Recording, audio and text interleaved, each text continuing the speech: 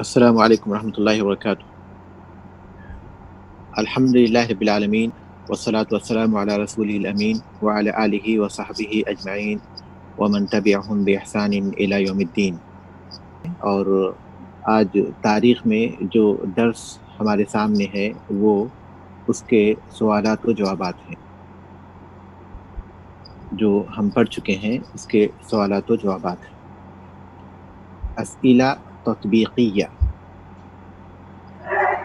میرا خیال ہے کہ آپ لوگوں نے کتابیں کھول لی ہوں گی۔ پہلا سوال ہے، لقب عثمان بن عفان رضی اللہ عنہ بذی النورین علل ذلک۔ عثمان بن عفان رضی اللہ تعالیٰ عنہ کا لقب ذو النورین رکھا گیا یا انہیں ذو النورین کا لقب دیا گیا، اس کی علت بیان کیجیے۔ عثمان بن عفان رضی اللہ تعالیٰ عنہ کا لقب ذو النورین کیوں ہے، بیان کیجیے۔ اس کا جواب یہ ہے کہ عثمان بن عفان رضی اللہ تعالیٰ عنہ کا لقب ذو النورین اس لیے ہے کہ انہوں نے اللہ کے رسول صلی اللہ علیہ وسلم کی دو بیٹیوں سے یکے بعد دیگرے نکاح کیا۔ انہوں نے اللہ کے رسول صلی اللہ علیہ وسلم کی دو بیٹیوں سے یکے بعد دیگرے دو بیٹیوں سے نکاح کیا تھا۔ پہلے ان کے نکاح میں رقیہ رضی اللہ تعالی عنہا تھیں۔ غزوہ بدر کے موقع پر ہی ان کا انتقال ہوا، تو اس کے بعد اللہ کے رسول صلی اللہ علیہ وسلم نے اپنی دوسری بیٹی ام کلثوم رضی اللہ تعالیٰ عنہ کا نکاح بھی عثمان رضی اللہ تعالیٰ عنہ کو کیا، اس لیے ان کا لقب ذو النورین رکھا گیا۔ رسول اللہ صلی اللہ علیہ وسلم کی یکے بعد دیگرے دو بیٹیاں رقیہ اور ام کلثوم رضی اللہ تعالیٰ عنہما عثمان رضی اللہ تعالیٰ عنہ کی نکاح میں آئی تھیں، اس لیے ان کا لقب ذو النورین رکھا گیا، یعنی دو نور والے۔ دوسرا سوال ہے، متی ولد عثمان رضی اللہ عنہ وأین کان ذلک۔ عثمان رضی اللہ تعالیٰ عنہ کی ولادت کہاں ہوئی؟ بلکہ پہلا حصہ ہے، عثمان رضی اللہ تعالیٰ عنہ کی ولادت کب ہوئی اور کہاں ہوئی؟ عثمان رضی اللہ تعالیٰ عنہ کی ولادت عام الفیل کے 6 سال بعد ہوئی۔ ہاتھیوں والے واقعے کے 6 سال بعد ان کی ولادت ہوئی، یعنی ہجرت سے 47 سال پہلے، ہجرت سے 47 سال پہلے ان کی ولادت ہوئی، مطابق 577 یعنی 577 عیسوی، 577 عیسوی، مطابق 577 عیسوی ان کی ولادت ہوئی۔ کہاں ہوئی؟ طائف میں ہوئی، ان کی ولادت طائف میں ہوئی۔ تیسرا سوال ہے، ما الدلیل علی ان عثمان رضی اللہ عنہ مبشر بالجنہ۔ اس بات کی کیا دلیل ہے کہ عثمان رضی اللہ تعالیٰ عنہ کو جنت کی بشارت دی گئی تھی؟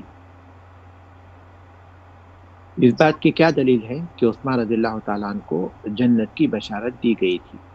اس سلسلے میں بہت سی احادیث ہیں۔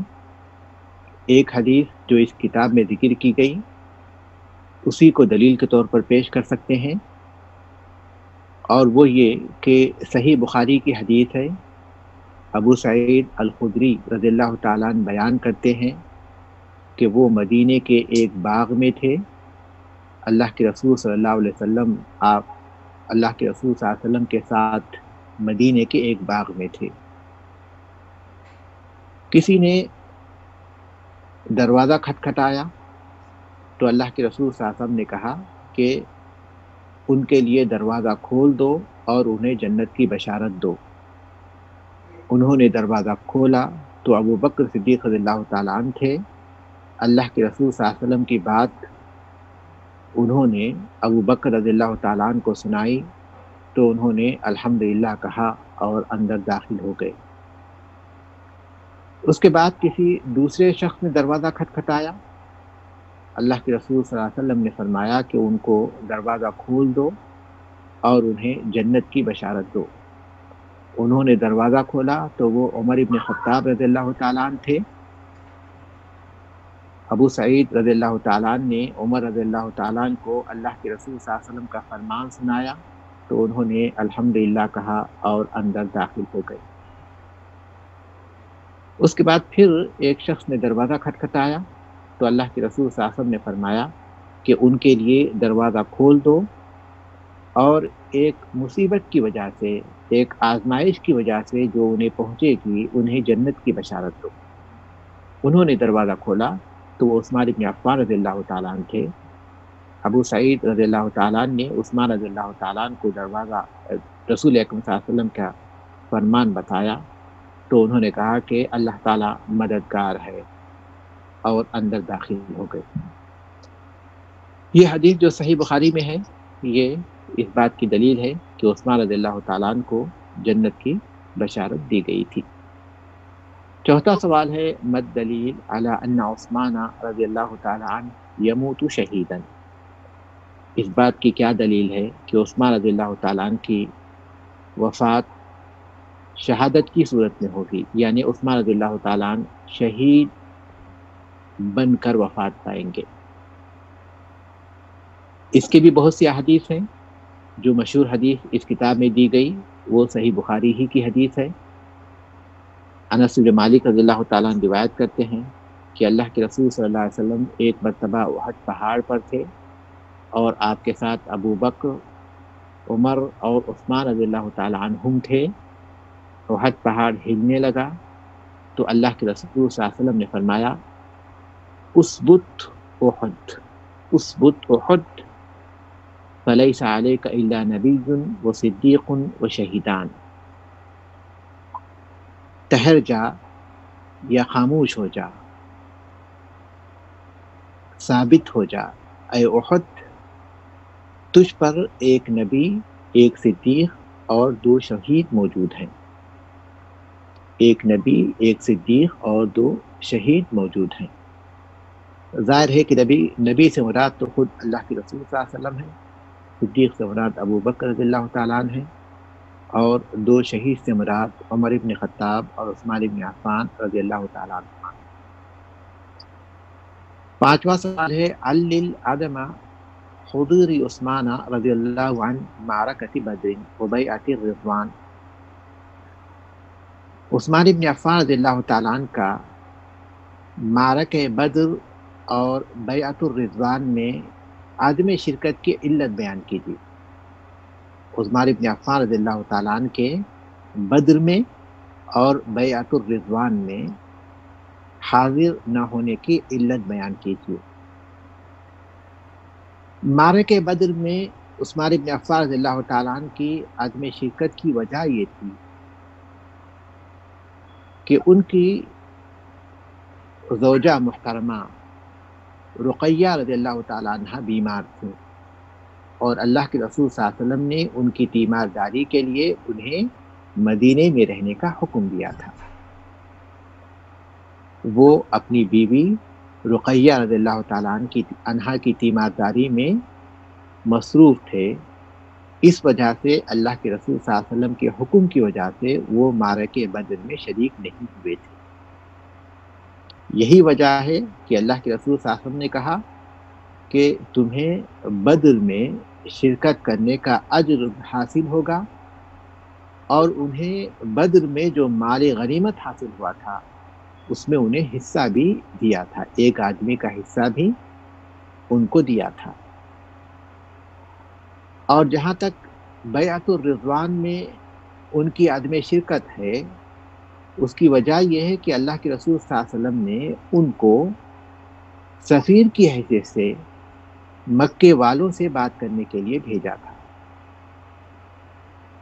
اور ادھر ان کی وفات کی یا ان کے قتل کر دیے جانے کی افواہ پھیل گئی تو انہی کی وجہ سے یہ بیعت ہوئی تھی۔ عثمان ابن عفان رضی اللہ تعالیٰ عنہ کے قتل کیے جانے کی افواہ کی وجہ سے ہی یہ بیعت واقع ہوئی تھی۔ تو جب یہ بیعت واقع ہوئی تو وہ مکے میں تھے، اللہ کے رسول صلی اللہ علیہ وسلم کے سفیر کے طور پر، اس وجہ سے وہ اس بیعت میں شریک نہیں ہو سکے تھے۔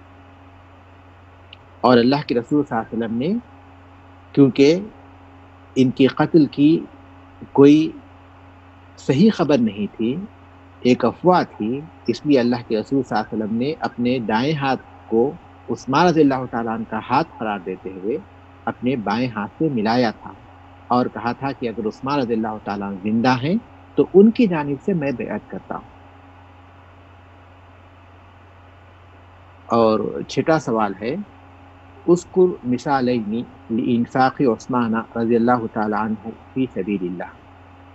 عثمان رضی اللہ تعالیٰ عنہ کے فی سبیل اللہ انفاق کی دو مثالیں بیان کیجیے۔ عثمان رضی اللہ تعالیٰ عنہ کے انفاق کی بہت سی مثالیں ہیں۔ اس کتاب میں جو مثال دی گئی ان میں ایک مثال تو جیش العسرہ یعنی غزوہ تبوک کے موقع پر ان کا انفاق ہے۔ غزوہ تبوک میں 30,000 صحابہ شریک ہوئے تھے اور ان کے پاس نہ تو جنگ کے اسباب تھے اور نہ زاد سفر تھا اور نہ ہتھیار تھے۔ اللہ کے رسول صلی اللہ علیہ وسلم نے لوگوں کو انفاق کرنے کی ترغیب دی تو سب سے زیادہ انفاق کرنے والے عثمان رضی اللہ تعالیٰ عنہ تھے۔ انہوں نے گھوڑے بھی دیے، اونٹ بھی دیے اور نقدی بھی دی۔ کہا جاتا ہے کہ 1/3 فوج ان کے خرچ سے تیار کی گئی، ان کے انفاق سے 1/3 فوج تیار کی گئی تھی۔ انہوں نے اس قدر انفاق کیا کہ اللہ کے رسول صلی اللہ علیہ وسلم نے یہ فرمایا تھا کہ عثمان رضی اللہ تعالیٰ عنہ اس کے بعد جو بھی کریں انہیں کوئی نقصان نہیں پہنچے گا۔ یہ ایک مثال ہے فی سبیل اللہ ان کے انفاق کی۔ اور دوسری مثال ہے مدینے میں بئر روما کو خرید کر اسے وقف کر دینے کی۔ مسلمان جب مدینہ پہنچے مکے سے تو پانی کی بہت قلت تھی۔ ایک کنواں تھا جسے روما کا کنواں کہا جاتا تھا اور وہ ایک شخص کی ملکیت تھا جو قبیلے بنی غفار کا تھا، اور وہ ایک ڈول ایک مد کے بدلے میں دیتا تھا۔ ایک مد اناج کے بدلے میں وہ ایک ڈول دیتا تھا۔ پانی کی قلت تھی اور لوگوں کے پاس اسے خریدنے کے لیے بھی رقم موجود نہیں تھی۔ اللہ کے رسول صلی اللہ علیہ وسلم نے اس شخص سے کہا کہ کیا تم یہ کنواں ہمیں دے دو گے جنت میں ایک کنویں کے بدلے میں؟ تو اس نے جواب دیا کہ اللہ کے رسول صلی اللہ علیہ وسلم میں صاحب عیال ہوں اور میرے پاس اس کنویں کے سوا اور کوئی ذریعہ معاش نہیں ہے۔ عثمان رضی اللہ تعالیٰ عنہ کو اس کی اطلاع ملی تو انہوں نے 35,000 درہم میں اس کنویں کو خرید کر مسلمانوں کے لیے وقف کر دیا۔ اس سے پہلے عثمان رضی اللہ تعالیٰ عنہ اللہ کے رسول صلی اللہ علیہ وسلم کے پاس پہنچے اور کہنے لگے کہ اللہ کے رسول صلی اللہ علیہ وسلم، اس شخص کے لیے آپ نے جو بشارت دی تھی، جس چیز کا وعدہ کیا تھا کہ جنت میں ایک کنواں انہیں ملے گا اس کنویں کے بدلے میں، تو کیا وہ بشارت آپ دوسروں کو بھی دیں گے، میرے لیے بھی دیں گے؟ تو آپ نے کہا کہ ہاں۔ تو کہا کہ ٹھیک ہے، وہ کنواں میں خرید چکا ہوں اور اسے میں اللہ تبارک تعالیٰ کے لیے وقف کرتا ہوں۔ تو بئر روما کو انہوں نے 35,000 درہم کے بدلے خرید کر اسے مسلمانوں کے لیے وقف کر دیا تھا۔ اس کے بعد 7واں سوال ہے، من ہم اہل الشورى الذین عینہم عمر رضی اللہ عنہ لاختیار الخلیفۃ من بینہم۔ اہل الشورى کون ہیں؟ جن کو عمر رضی اللہ تعالیٰ نے خلیفہ منتخب کرنے کے لیے مقرر کیا تھا۔ اہل الشورى کون ہیں؟ جن کو عمر بن خطاب رضی اللہ تعالیٰ عنہ نے خلیفہ مقرر کرنے کے لیے، خلیفہ منتخب کرنے کے لیے معین کیا تھا۔ اہل الشورا یہ 6 صحابہ ہیں: عثمان بن عفان، علی بن ابی طالب، عبد الرحمن بن عوف، سعد بن ابی وقاص، زبیر بن عوام اور طلحہ بن عبید اللہ رضی اللہ تعالیٰ عنہم۔ یہ عشرہ مبشرہ میں بھی شامل ہوتے ہیں۔ یہ اہل الشورا ہیں، اور ساتھ میں عبداللہ ابن عمر رضی اللہ تعالیٰ عنہ کو بھی مشورے میں شامل کرنے کا حکم دیا تھا، لیکن خلافت کے لیے نہیں۔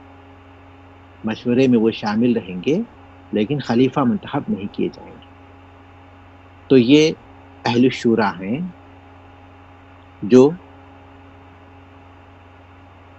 عمر بن خطاب رضی اللہ تعالیٰ عنہ نے بنائے تھے، جن کو متعین کیا تھا خلیفہ بنانے کے لیے، خلیفہ منتخب کرنے کے لیے۔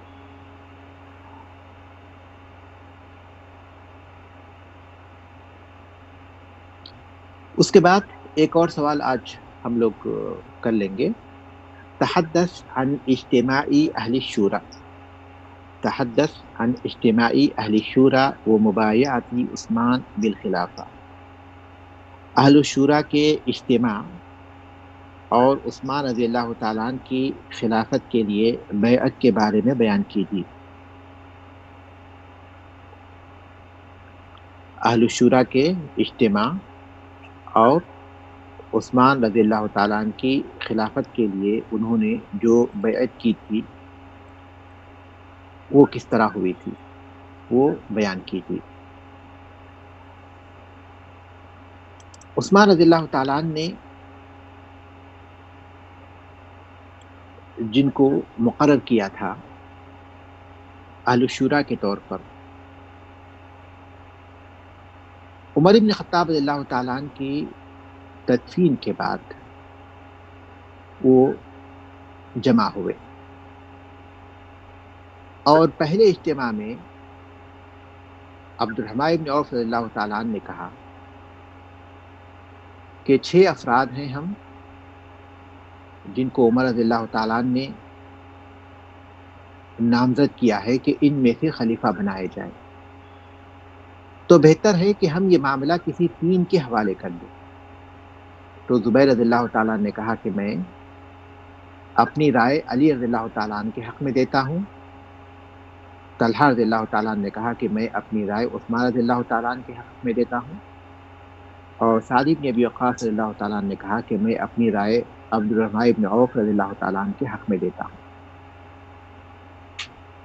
اب 3 صحابہ دستبردار ہو گئے اور 3 صحابہ باقی رہ گئے، عثمان رضی اللہ تعالیٰ عنہ، علی رضی اللہ تعالیٰ عنہ اور عبد الرحمن رضی اللہ تعالیٰ عنہ۔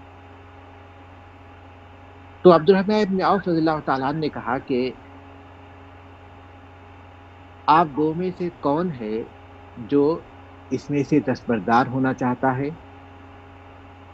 تو جو دستبردار ہوگا ہم اس معاملے کو اس کے حوالے کر دیں گے کہ وہ جس کو مناسب چمجھے مشورہ کرنے کے بعد خلیفہ بنائے۔ تو وہ دونوں خاموش ہو گئے۔ عبد الرحمن رضی اللہ تعالیٰ نے کہا کہ کیا تم یہ معاملہ مجھے سونپنا چاہتے ہو یا مجھے سونپ سکتے ہو؟ یعنی عبد الرحمن رضی اللہ تعالیٰ نے دستبرداری کا اعلان کرتے ہوئے کہا کہ اگر یہ معاملہ آپ لوگ مجھے سونپ دیں گے تو میں آپ میں جو افضل ہوں گے انہیں خلیفہ بناؤں گا۔ تو دونوں تیار ہو گئے، تو ان لوگوں نے اس بات کو قبول کیا۔ اس کے بعد عثمان رضی اللہ تعالیٰ عنہ 3 دن تک مدینے کے باشندوں سے دونوں صحابہ کے بارے میں، یعنی عثمان اور علی رضی اللہ تعالیٰ عنہما کے بارے میں مشورہ طلب کرتے رہے، ان سے رائے لیتے رہے۔ مہاجرین سے انہوں نے پوچھا، انصار سے پوچھا، فوجوں کے جو کمانڈر ہیں ان سے سوال کیا، اور فوجیوں سے سوال کیا، عام لوگوں سے پوچھا، سب سے انہوں نے پوچھا، یہاں تک کہ جب 3 دن گزر گئے تو چوتھے دن انہوں نے سب کو مسجد میں طلب کیا اور سب جمع ہو گئے. تو اس کے بعد کہنے لگے، علی رضی اللہ تعالیٰ عنہ کو انہوں نے خطاب کیا اور کہا کہ اے علی رضی اللہ تعالیٰ عنہ، اے علی، میں نے لوگوں سے مشورہ کیا اور لوگ عثمان رضی اللہ تعالیٰ عنہ کے برابر کسی کو نہیں سمجھتے. میں نے دیکھا کہ لوگ عثمان رضی اللہ تعالیٰ عنہ کے برابر کسی کو نہیں سمجھتے، لہذا میں انہیں خلیفہ مقرر کرتا ہوں. پھر انہوں نے عثمان رضی اللہ تعالیٰ عنہ کے ہاتھوں بیعت کی اور کہا کہ ابایعک علی سنت اللہ و سنت رسولہ و سنت الخلیفتین من بعدہ، میں بیعت کرتا ہوں اللہ تبارک و تعالیٰ کی سنت اور اس کے رسول کی سنت اور رسول کے بعد ان کے 2 خلیفہ جو ابو بکر اور عمر رضی اللہ تعالیٰ عنہ ہیں ان کی سنت کے مطابق. کہا جاتا ہے کہ سب سے پہلے علی رضی اللہ تعالیٰ نے بیعت کی، اور یہ بھی کہا جاتا ہے کہ سب سے پہلے عبد الرحمن ابن عوف رضی اللہ تعالیٰ عنہ نے بیعت کی، اس کے بعد پھر مہاجرین، انصار اور فوجوں کے کمانڈر اور عام مسلمانوں نے بیعت کر لی. اور یہ واقعہ محرم کی پہلی تاریخ کو سن 24 ہجری میں پیش آیا تھا، یعنی 1 محرم 24 ہجری میں عثمان رضی اللہ تعالیٰ عنہ کے ہاتھوں خلافت کی بیعت کی گئی تھی. تو آج ہم اپنا درس یہاں ختم کرتے ہیں. 8 سوالات ہم نے حل کر لیے. انشاءاللہ اگلی کلاس میں باقی سوالات حل کریں گے. تو آج کا درس یہاں ختم ہوا. آج کے درس میں بلوغ المرام شامل نہیں رہے گی کیونکہ ہمیں تاخیر ہو گئی. تو یہیں پر ہمارا درس ختم ہوتا ہے. سبحانک اللہم و بحمدک، اشہد ان لا الہ الا انت، استغفرک و اتوب الیک.